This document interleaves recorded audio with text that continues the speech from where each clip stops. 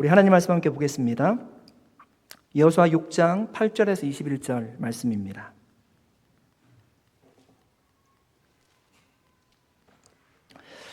여호수아 6장 8절에서 21절 말씀입니다. 말씀 교독으로 읽도록 하겠습니다. 여호수아 백성에게 이르기를 마침에 제사장 7은 양각 나팔 7을 잡고 여호와 앞에서 나아가며 나팔을 불고 여호와의 언약궤는 그 뒤를 따르며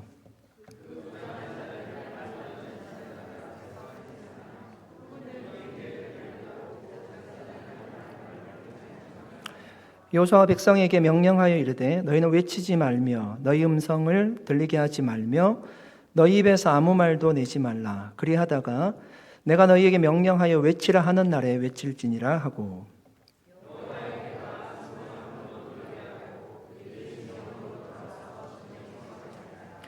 또 여호수아가 아침에 일찍 일어나니 제사장들이 여호와의 궤를 메고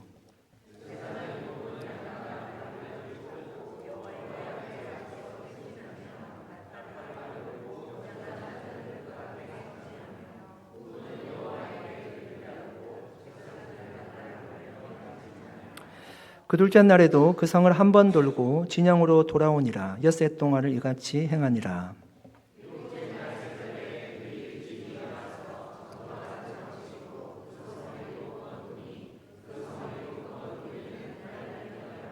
일곱 번째 제사장들이 나팔을 불 때에 여호수아가 백성에게 이르되 외치라. 여호와께서 너희에게 이 성을 주셨느니라.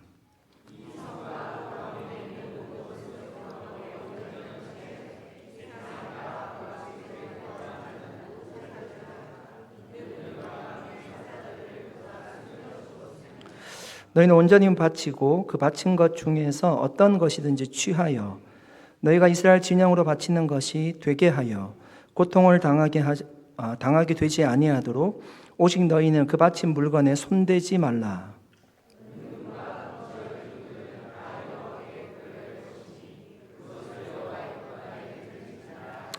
이에 백성은 외치고 제사장들은 나팔을 불매 백성이 나팔 소리를 들을 때 크게 소리질러 외치니 성벽이 무너져 내린지라. 백성이 각기 앞으로 나아가 그 성에 들어가서 그 성을 점령하고 그 성 안에 있는 모든 것을 온전히 바치되 남녀노소와 소와 양과 나귀를 칼날로 멸하니라. 아멘.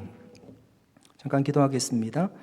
하나님 감사합니다. 오늘도 금요일 저녁 또 한 주간 회사와 가정에서 여러 가지로 수고하다가 또 주님 앞에 예배드리러 나온 우리 사랑하는 모든 성도님들 가운데 하나님의 감동하심과 말씀의 은혜를 열어주시기를 간절히 기도드립니다.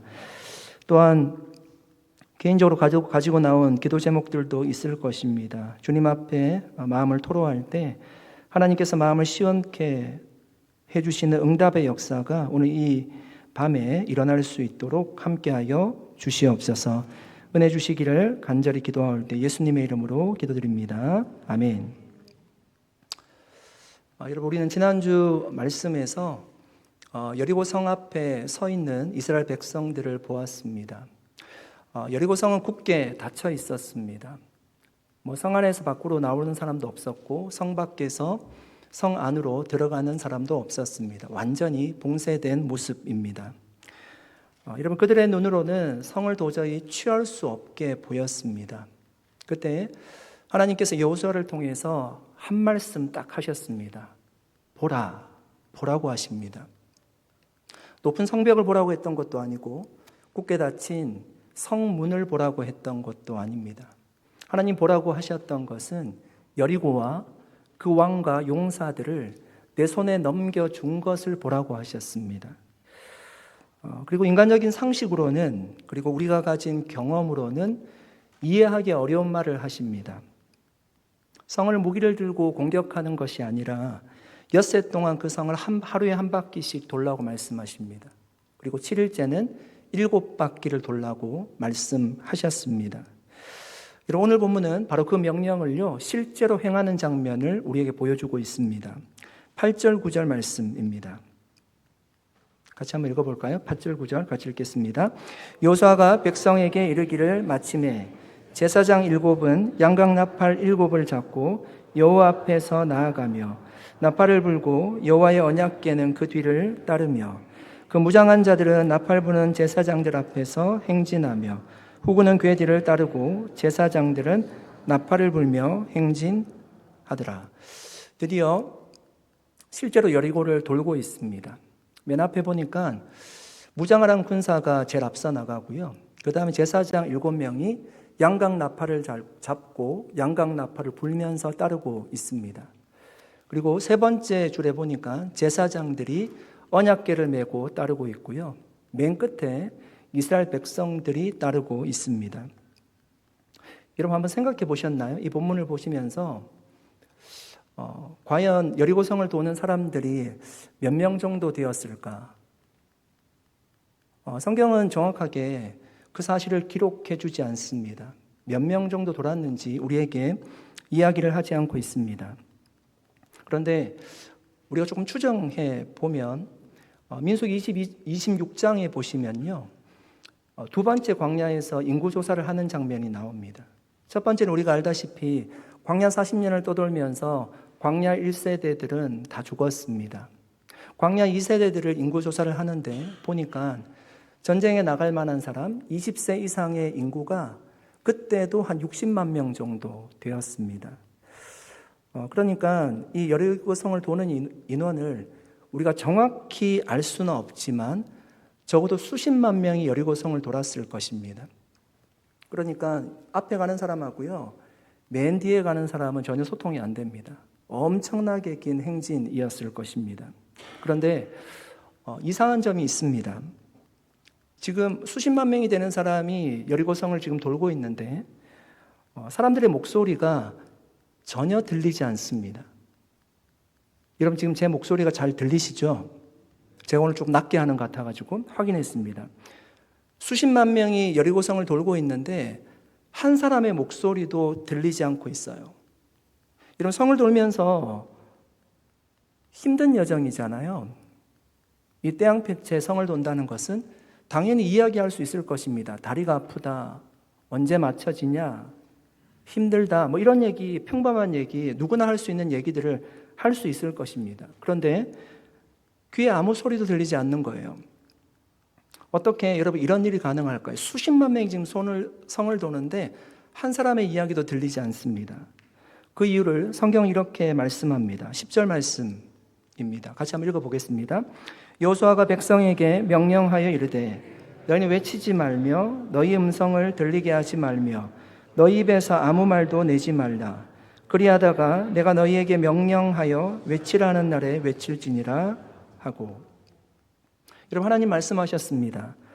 너희 음성을 들리게 하지 말라고 하십니다. 너희 입에서 아무 말도 내지 말라고 하셨어요.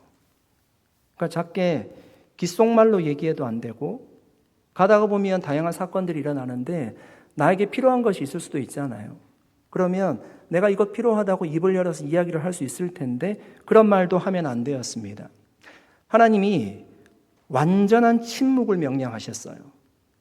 그러니까 여러분 수십만 명이 지금 성을 돌고 있는데 들리는 것은 아마 발소리뿐이었을 것입니다.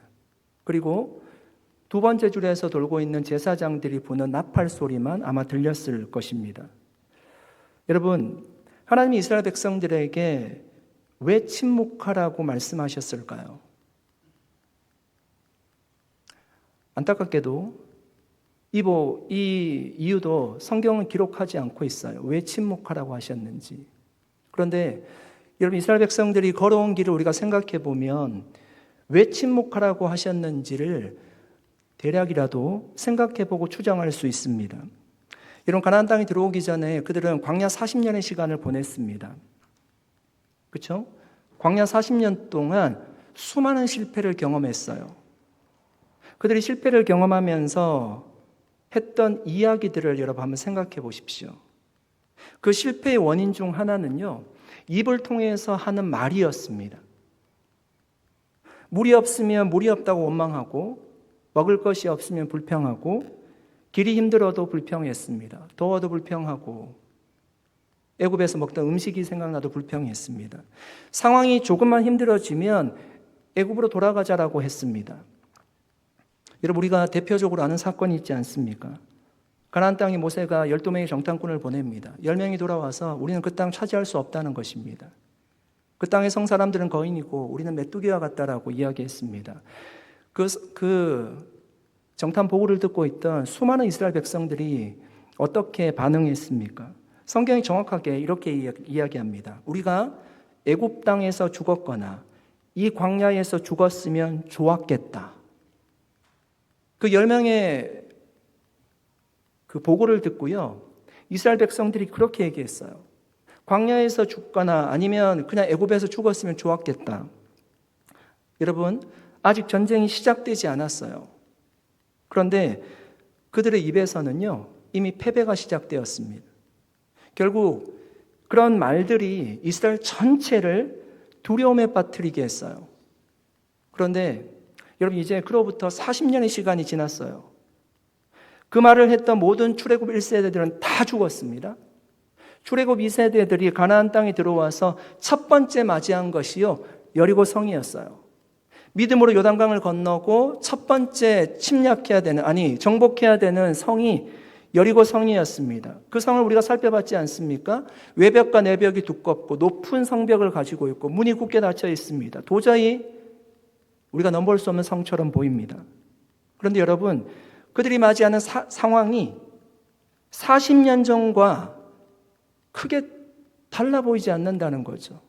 물론 모세가 12명의 정탐꾼을 보낸 곳이 여기는 아닐 거예요. 그런데 그 12명의 정탐꾼이 본 것도요, 크고 견고한 성이었어요.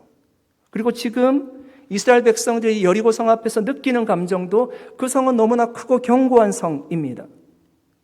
인간적으로 보면 도저히 정복하기 어렵게 느껴집니다. 여전히 두려워할 만한 상황입니다.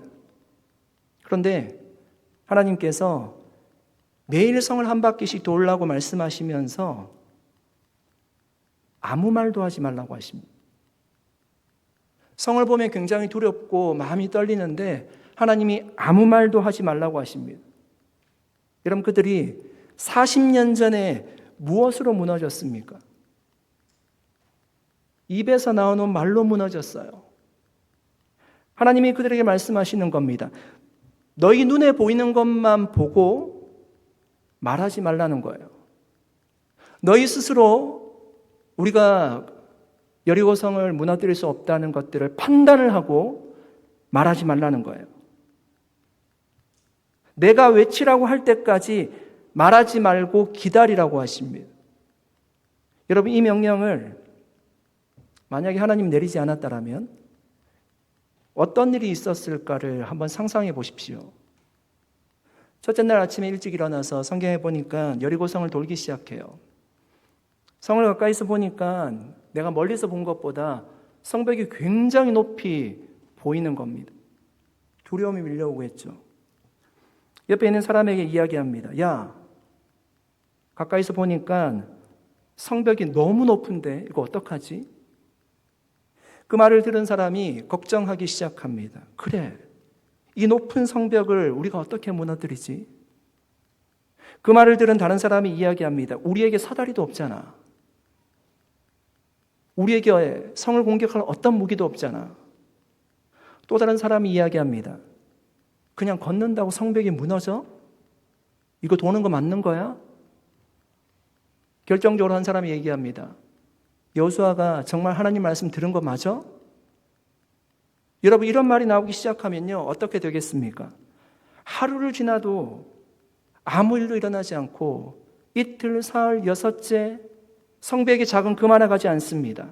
이거 계속해서 돌아야 되는 거야? 이게 맞는 거야? 여러분 보십시오. 한 사람으로 시작한 그 작은 말 한마디가 어느 순간 성을 드는 모든 사람에게 의심과 불평으로 전해지기 시작합니다. 여러분, 이스라엘은 이것을 이미 경험했어요. 가데스 바네아에서 10명의 정탐꾼들이 한 말을 듣고요, 온 백성에게 하나님께서 모세를 통해서 가나안 땅을 주시겠다라고 하신 그 말씀이 의심이 들기 시작했어요. 그래서 이번에는 하나님께서 아무 말도 하지 말라고 말씀하십니다. 사랑하는 여러분, 때로는 말로 선포하는 것이 믿음이 아니라 침묵이 믿음일 때도 있습니다. 할 수 있습니다. 하나님 하실 것을 믿습니다. 역사하실 것을 믿습니다. 믿음으로 선포하는 것 너무너무 중요하고요. 하나님 말씀하실 때 아멘으로 응답하는 것 믿음입니다. 그런데 때로는 믿음 때문에 침묵해야 될 때도 있어요. 믿음이 없어서 침묵하는 것이 아니라 내가 믿기 때문에 침묵하는 겁니다. 하나님이 일하심을 믿기 때문에 내가 침묵하고 기다리는 겁니다.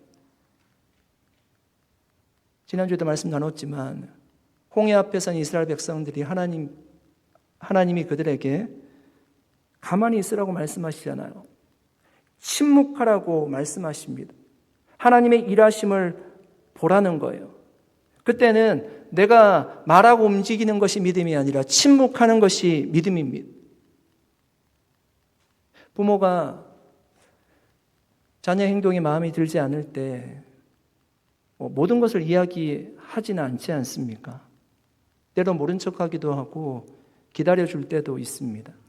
충분히 그것을 자신이 극복할 때 아이가 이 자립심이 강해질 수가 있잖아요. 그럴 때 부모가 기다려줄 때도 있죠.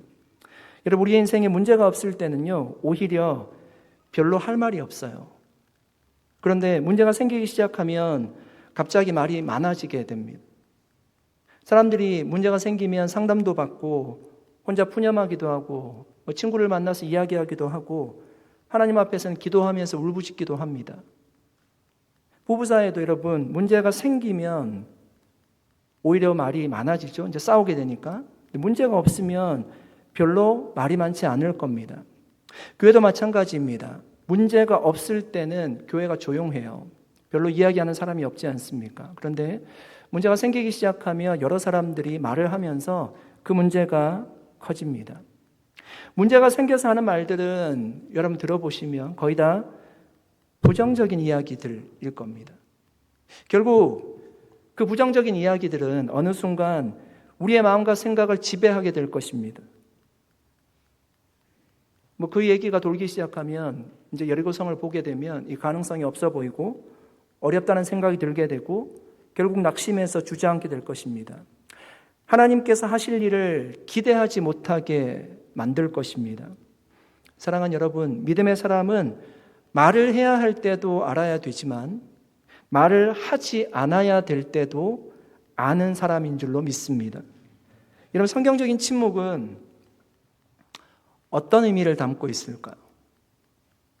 보통 침묵은 그냥 말을 하지 않는 거지만 여러분, 성경적인 침묵의 뜻은 무엇일까요? 그냥 우리가 체념하듯이 예를 들면 내가 어떤 것을 해도 안 되기 때문에 아무런 기대도 가지지 않고 그냥 마음을 닫아버리는 것, 그래서 입을 닫아버리는 것, 그것이 성경적인 침묵입니까?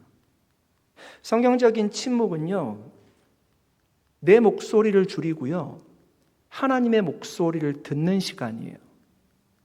우리가 상대방과 이야기를 하더라도 두 사람이 같이 이야기를 하면 상대방의 이야기를 듣기가 어렵지 않습니까? 내가 말하지 않으면 하나님 말씀하실 거예요. 내 목소리를 줄이고 하나님의 목소리를 듣는 시간이 성경적인 침묵의 시간입니다. 시편 62편 1절에서 다윗은 이렇게 고백했습니다. 나의 영혼이 잠잠히 하나님만 바라며 나의 구원이 그에게서 나오는도다. 여러분, 다윗의 삶에 문제가 없어서 잠잠했던 것입니까? 문제가 아주 많았어요. 적들이 늘 그를 죽이려고 했습니다. 억울한 일도 많이 당했어요. 얼마나 이야기하고 싶을까요? 그런데 다윗은 그때 잠잠히 하나님을 바라보았어요.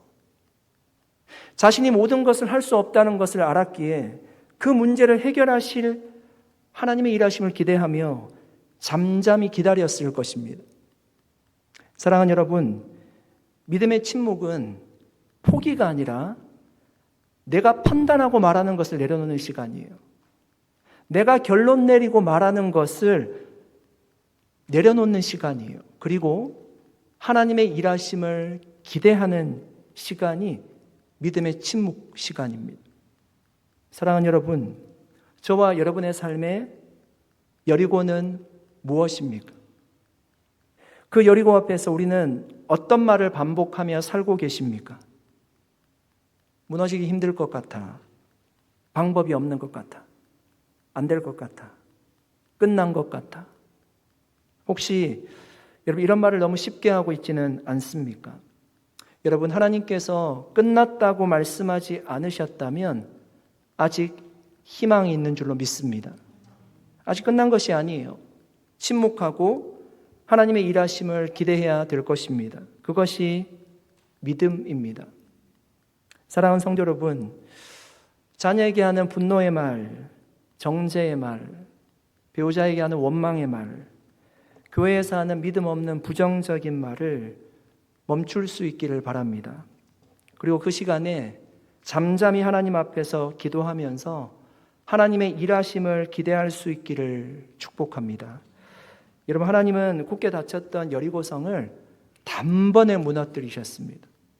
그런 역사들이 잠잠히 주님을 바라고 기도하는 우리에게 하나님께서 우리가 생각하는 그 여리고 앞에서도 그 성이, 견고한 성이 무너지는 일들이 우리의 삶에도 일어나게 될 줄로 믿습니다. 이제 드디어 7째 날이 되었습니다. 그동안에 하루에 한 바퀴씩 돌았는데 마지막 날에는 7바퀴를 돌아야 됩니다. 아마 체력적으로도 굉장히 힘든 날이 될 것이고 심적으로는 믿음이 있으니까 하나님께서 성을 무너뜨릴 것을 기대하는 마음도 있지만 또 한편으로는 그런 일이 일어나지 않으면 어떻게 하지? 그렇게 걱정하는 마음으로 아마 여리고 성을 돌았을 것입니다. 한 바퀴, 두 바퀴, 세 바퀴, 네 바퀴, 다섯 바퀴, 여섯 바퀴, 마지막 힘을 다해서 7바퀴째를 돌았습니다. 그리고 하나님 말씀대로 제사장이 양각 나팔을 불 때 이스라엘 백성들이 함성을 질렀습니다. 그리고 정말로 거짓말과 같이 여리고 성이 무너져 내렸습니다. 여러분, 이스라엘 백성들이 어떤 말을 외쳤을까요? 성경은 가르쳐주지 않는 것이 많습니다. 성경은 기록하지 않고 있죠. 그런데 어떤 분들은 되게 궁금해 하십니다. 저도 약간은 궁금했습니다. 어떤 말이었을까요? 할렐루야, 주님, 아버지, 다 끝났다, 가나안 땅에 먼저 들어가서 집 짓자, 어떤 말이었을까요? 이런 그 말을 안다면 우리도 한번 그렇게 크게 한번 외쳐보고 싶을 텐데 우리는 알 길이 없습니다. 그런데 여러분 어떤 말을 외쳤느냐보다 더 중요한 것은요, 왜 외쳤느냐는 것입니다. 왜 소리를 외쳤을까요? 소리를 지른다고 여러분 그 소리 때문에 성이 무너지는 일이 있을까요? 그 견고한 성들이 무너질까요? 왜 소리를 외쳤을까요? 하나님의 약속을 믿고 외친 것이에요. 나팔을 불 때 외치면 성이 무너진다라고 주님 말씀하셨기 때문에 하나님의 약속의 말씀을 믿고 외쳤던 것입니다. 여러분, 이스라엘 백성들이 큰 소리를 외칠 때는요, 아직 성벽이 무너지지 않았던 때였습니다. 그러니까 성벽이 무너지는 것을 보고 외친 것이 아니었어요. 견고한 여리고성은 여전히 그들 앞에 그대로 있었어요. 눈앞에 보이는 것은 달라진 것이 전혀 없을 때였습니다. 그런데 여호수아가 뭐라고 말했습니까? 16절 말씀입니다. 같이 한번 읽어보겠습니다. 같이 읽겠습니다. 7번째에 제사장들이 나팔을 불 때에 여호수아가 백성에게 이르되 외치라, 여호와께서 너희에게 이 성을 주셨느니라. 여호와께서 너희에게 이 성을 주실 것이다, 그렇게 말씀하지 않고 이 성을 주셨느니라, 그렇게 이야기합니다. 그러니까 이미 주셨다는 거예요. 눈앞에 성벽이 그대로 있고 무너져 내리지 않았지만 주셨다고 합니다. 이스라엘 백성들은 그 말씀을 믿고 외쳤던 거죠. 여러분, 이것이 믿음인 줄 믿습니다. 견고한 성벽이 내 눈앞에 그대로 서 있을 때 하나님을 믿는 거예요. 아직 기도의 응답이 나에게 이루어지지 않았을 때 하나님을 믿는 거예요. 아직 상황이 달라지지 않았지만 달라질 것을 믿는 거잖아요. 아직 문제가 하나도 해결되지 않았지만 해결해 주실 것을 믿는 것이 믿음입니다. 사랑하는 여러분, 우리의 믿음의 근거는 무엇입니까? 이성적인 판단으로 여러분, 성벽이 무너질 리가 없죠. 그것이 우리의 믿음의 근거가 되지 않아요. 내 인생에서 소리 지른다고 성벽이 무너진 적도 없어요. 경험적인 것들이, 경험적인 판단이 내 믿음의 근거가 될 수 없어요. 그냥 확신을 가진다고 해서 그것이 나의 믿음의 근거가 될 수 없어요. 믿음의 근거는요, 하나님의 말씀이에요. 주님이 말씀하셨기 때문에 무너지는 거예요. 그러니까 내가 얼마나 크게 소리를 질렀는가가 중요한 것이 아니에요. 하나님께서 무엇이라고 말씀하셨는가가 중요한 거예요. 그 말씀을 믿었기에 큰 소리로 외칠 수 있었고요. 그리고 그 말씀을 믿었기에 성이 무너져 내렸던 것입니다. 사랑하는 여러분, 우리도 이런 믿음 가질 수 있기를 축복합니다.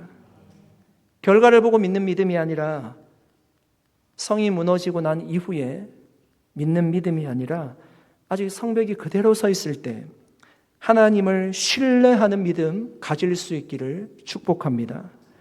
하나님 말씀하셨고 그 말씀에 순종하는 믿음을 가질 때요, 우리에게도 놀랍게 성벽이 무너져 내리는 역사들이 일어나게 될 줄로 믿습니다.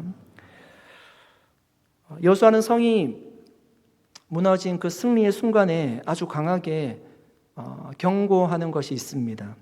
17절 상반절에 이렇게 말씀합니다. 이 성과 그 가운데 있는 모든 것을 여호와께 온전히 바치되. 이런 뭐라고 하죠? 한마디로 얘기하면 성 안에 있는 거 아무것도 가지지 말라는 것입니다. 손대지 말라는 거예요. 이런 고대 전쟁은 아시겠지만 성경에도 여러 군데 나옵니다. 전쟁을 하고 나면 전리품을 가져오게 되어 있어요. 그 전리품을 그 전쟁에 참여했던 사람들이 함께 나누는 것입니다. 그런데 그 모든 전리품을요, 하나도 손대지 말라고 말씀하십니다. 그런데 19절 말씀에는 자세히 읽어보시면 그 전리품 중에서 특별히 은과 금과 동철은 여호와의 곳간에 두라고 이야기합니다. 여러분, 여기서 말하는 여호와의 곳간은 어디를 말하는 걸까요? 우리가 새벽에 에스겔서 말씀을 나누고 있는데요, 솔로몬 성전에는 창고라는 것이 있었어요. 윗창고, 아래창고 이렇게 우리가 살펴봤습니다. 그 창고에 제사장들이 거기에 옷을 벗기도 하고, 또 거기에서 자신에게 할당된 그 제사를 드리고 받은 제물을 먹기도 한 장소가 있었습니다. 그런데 지금 이때는 성전이 있던 시대가 아니지 않습니까? 성막 시대였습니다. 그러니까 성막의 구조를 우리가 알고 있을 거예요. 지성소가 있고 성소가 있고 제단이 있고, 거기 안에는 여호와의 곳간이라고 할 곳이 없습니다. 아마도 성소 시대였기 때문에 그 어딘가에 이렇게 제사를 드리기 위해서 뭔가를 보관하는 장소들이 있었을 것입니다. 거기에 두라는 거예요. 은과 금과 동철은 거기에 두라고 합니다. 그런데 왜 은과 금과 동철은 여호와의 곳간에 드리라고 했을까요? 다 태우거든요. 근데 사실 은과 금과 동철은 불에 타서 없어지는 것이 아닙니다. 그래서 이것들을 여호와께 구별해서 여호와의 곳간에 드리라고 했을 것입니다. 여러분, 하나님께서 왜 승리하기 직전에 이런 말씀을 하셨을까요? 여리고 성벽이 무너지기 전인 지금 그 성벽을 바라보고 있는 그들의 믿음을 시험하고 있는 것은 무엇일까요? 성벽이 무너지기 전입니다. 성벽을 바라보고 있습니다. 그들의 믿음을 시험하는 것이 무엇일까요? 가장 큰 것이 아마 두려움일 겁니다. 이 성을 어떻게 점령하지? 어떻게 들어갈 수 있지? 이런 두려움일 것입니다. 그런데 여리고 성이 무너지고 나면 그 두려움이 어떻게 될까요? 당연히 그 두려움은 사라질 겁니다. 하나님 역사하셨으니까. 그러면 모든 것이 다 괜찮을 것 같잖아요. 성을 점령했고 그 두려움은 사라졌고 하나님이 승리하셨습니다. 다 괜찮을 것 같지만 사실 우리에게 그런 역사는 없죠. 또 다른 시험이 그들에게 기다리고 있습니다. 그것이 무엇일까요? 아마 욕심이 그들의 믿음을 시험할 겁니다. 성을 정복하기 전에는 두려움이 그들의 믿음을 시험하지만 그 두려움이 사라지고 난 이후에는 그 전리품을 보면서 그 욕심이 그들을 시험할 거예요. 여러분, 우리는 보통 어려울 때 시험을 당한다고 생각합니다. 그러니까 사업이 무너지고 어려울 때 나에게 시험이 찾아왔다라고 하고요. 큰 병이 갑자기 찾아올 때도 고난이 왔다, 시험에 들었다, 이렇게 얘기하시는 분들도 계십니다. 자녀에게 문제가 생겼을 때도 또 교회가 어려울 때도 다 시험을 받았다고 합니다. 당연히 그때 믿음이 흔들릴 수 있습니다. 그런데 여러분, 성경에 보면 어려울 때만 시험을 받는 것이 아닙니다. 잘 될 때도 시험을 받아요. 오히려 여러분, 잘 될 때 시험이 더 위험할 수도 있습니다. 어려울 때는 시험을 받으면 하나님을 찾기라도 하죠. 그런데 잘 될 때 시험이 찾아오면 하나님을 찾지 않습니다. 내가 충분한 힘을 가지고 있다 생각해요. 내 능력으로 할 수 있다라고 생각합니다. 헤쳐나갈 수 있다라고 생각할 겁니다. 여러분, 하나님은 전쟁에 승리한 후에 전리품을 보면서요, 너희 욕심을 채우지 말라고 말씀하는 거예요. 왜냐하면 그 전리품은 자기 능력으로 승리해서 얻은 것이 아닙니다. 하나님이 승리하게 해주신 거예요. 성벽을 무너뜨린 것은요, 자신들의 능력이 아니었어요. 하나님이 하게 하셨습니다. 그러니까 승리 후에 전리품을 자기 것으로 가지는 것은요, 어떤 의미가 담겨 있는가 하면 내가 이 전쟁에 일정 부분 내가 받아야 할 지분이 있다라고 생각하는 거예요. 내 노력이 들어가서 이 성벽이 무너졌다라고 생각하는 거예요. 내 몫이 있다라고 생각하는 거예요. 그래서 그 전리품을 내가 가져도 괜찮다라고 생각하는 겁니다. 그런데 하나님 말씀하세요. 손대지 말라고 하십니다. 이 승리는 처음부터 끝까지 내가 주신 승리라는 것입니다. 역대하 26장에 우시아라는 왕이 나옵니다. 우시아는 처음부터 나쁜 왕이 아니었습니다. 그는 하나님을 찾았던 왕이었습니다. 그래서 하나님께서 그를 도와주셔서요, 나라가 강해졌고 또 군대가 강해졌어요. 성경에 보면 농업도 그때 엄청나게 발전했습니다. 그래서 그의 이름이 멀리 퍼져나갔습니다. 그런데 성경은 그의 인생이 바뀌는 지점에서요, 이런 말씀하십니다. 역대하 26장 16절 말씀입니다. 같이 한번 읽어보겠습니다. 같이 읽겠습니다. 그가 강성하여 짐에 그의 마음이 교만하여 악을 행하여 그의 하나님 여호와께 범죄하되 곧 여호와의 성전에 들어가서 향단에 분향하려 한지라. 여러분, 우시아가 무너진 이유가 무엇일까요? 그가 힘이 없어졌거나 약해서가 아니었습니다. 오히려 반대였어요. 강성해져서 무너져 내렸어요. 힘이 없을 때, 어려울 때, 힘들 때 하나님을 떠난 것 아니었습니다. 그때는 오히려 하나님을 찾았대요. 그래서 나라가 부강해졌어요. 농업도 발전했습니다. 그런데 힘이 생긴 다음에 마음이 높아졌어요. 성전에 들어가서 제사장이 아닌데 막 제사하려고 합니다. 하나님을 떠난 것입니다. 여러분, 이것이 성공의 위험입니다. 우리가 힘들 때만 하나님에게서 멀어지는 것이 아니라 잘 될 때도 얼마든지 하나님에게서 멀어질 수 있습니다. 어쩌면 교만 때문에 더 쉽게 멀어질 수 있습니다. 내 능력이고 내 힘이라고 생각하면서 하나님과 멀어질 수 있습니다. 사랑하는 여러분, 믿음은 승리하기 전에도 필요하지만 승리한 후에도 여전히 필요한 것이 믿음입니다. 사실 승리한 후에는요, 더 필요합니다. 여러분, 산을 등산해 보시면 아시겠지만 산을 오를 때 정말 힘들게 오르지 않습니까? 정상까지 올랐다가 이제 산을 내려오게 되는데 사고가 많이 나는 지점은요, 산을 오를 때가 아니라고 합니다. 산을 내려올 때입니다. 긴장이 풀리고 체력이 떨어집니다. 그리고 끝났다고 마음에 안심도 아마 들 겁니다. 그렇게 산에서 내려오다가 많이 다친다고 합니다. 그러니까 조심해야 될 때 조심하지 않는 거죠. 여러분, 우리의 신앙도 그렇습니다. 기도 응답을 받기 전까지는 열심히 기도할 겁니다. 문제가 해결되기 전까지는 열심히 기도할 거예요. 교회가 성장하기 전까지는 사역에 열중하고요. 겸손하려고 노력하고요. 열심히 기도할 겁니다. 그런데 그 기도 응답을 받은 후에는 어떻습니까? 기도 응답을 받았다고 해서 다 끝난 것이 아닙니다. 그때도 열심히 기도하는 것이 필요합니다. 내가 잘해서 된 것처럼 생각하지 않도록 기도해야 됩니다. 내게 주신 것을 내 마음대로 사용하지 않도록 기도해야 됩니다. 간절히 기도한 것을 내가 가졌을지라도 그 믿음이 식지 않도록 계속 똑같은 마음을 가지고 주님을 믿을 수 있도록 기도해야 합니다. 이것이 우리가 승리한 후에도 가져야 되는 믿음인 줄로 믿습니다. 이제 말씀을 정리하겠습니다. 여러분, 다윗은 들판에서 양을 치던 목자였습니다.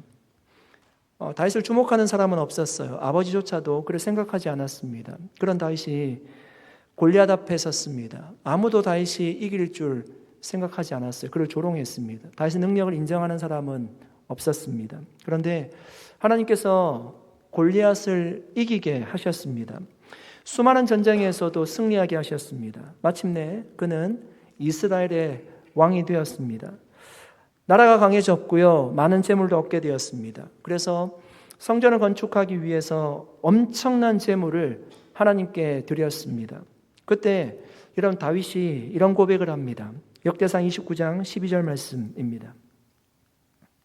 같이 한번 읽어보겠습니다.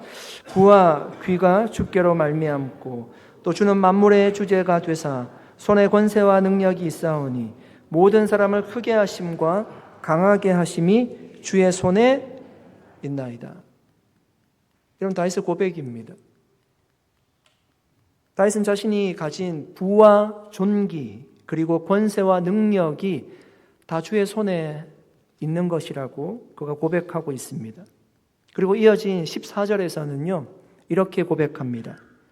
나와 내 백성이 무엇이기에 이처럼 즐거운 마음으로 드릴 힘이 있었나이까. 모든 것이 주께로 말미암았사오니 우리가 주의 손에서 받은 것으로 주께 드렸을 뿐이니이다. 그래서 많은 것을 이루었어요.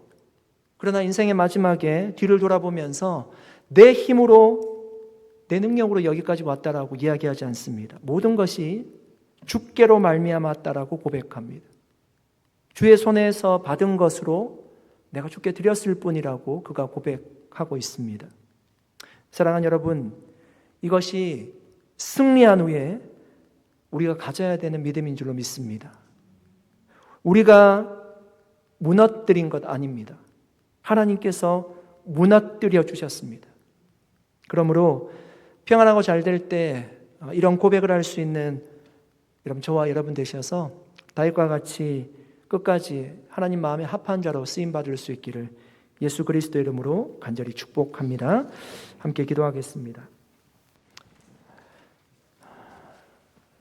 살아계신 하나님 감사드립니다. 오늘 하나님의 말씀을 함께 나누었습니다. 하나님,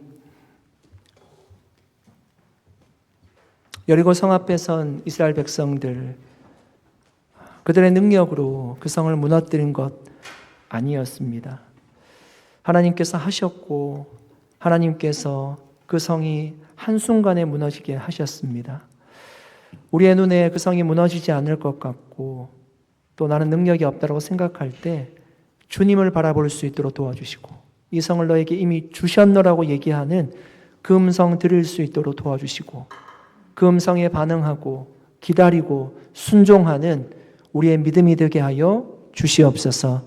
우리 앞에 여리고 성과 같은 거대한 것들이 있을지라도 하나님께서 함께 하시면 단숨에 해결되고 무너질 수 있음을 믿고 우리가 그렇게 신앙생활하는 한 분 한 분이 다 되게 하여 주시옵소서. 감사드리옵고 예수님의 이름으로 기도드리옵나이다. 아멘. 우리 함께 찬양하고 기도하겠습니다.